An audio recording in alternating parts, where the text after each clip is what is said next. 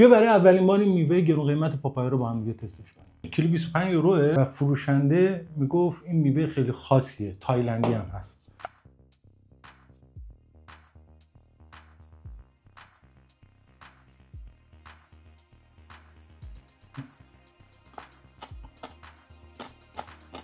مثل تراب بیمزه است ولی این اینجوری نمیخونه.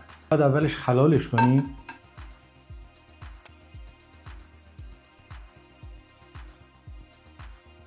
بعد هویج این کار رو میکنیم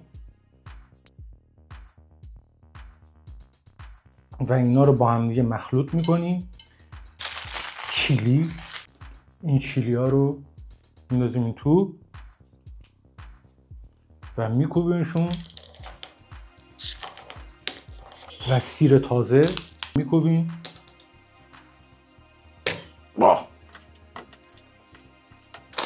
و یکم بادوم بوداده اینم میکوبیم و اینا رو اضافه میکنیم به این لیمو. یکم آبشو میگیریم و من دیدم اینم میندازن این تو. شکر نیشکر یه کوچولو، این گوجه های خوشمزه 1 2 تا 3 تا.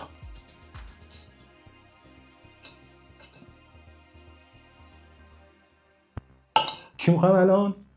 سس ماهی، ولی از جایی که با ذائقه من سس ماهی جور در نمیاد من از سس سویا استفاده میکنم. شما میتونی از سویا سس استفاده کنید. یه کوچولو هم به این از این اضافه میکنیم. اول با قاشق چنگال من این هم بزنم، چاپستیک بریم تستش.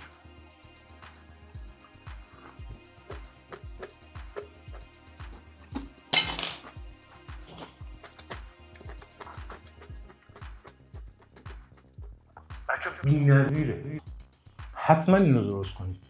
و چاپستیک رو پرت کردم چون خیلی خوشمزه است.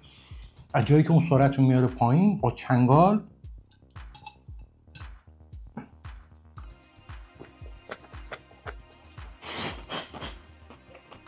و اگه خیلی هیجان داشتید و مثل من شکم بودید حتی از قاشق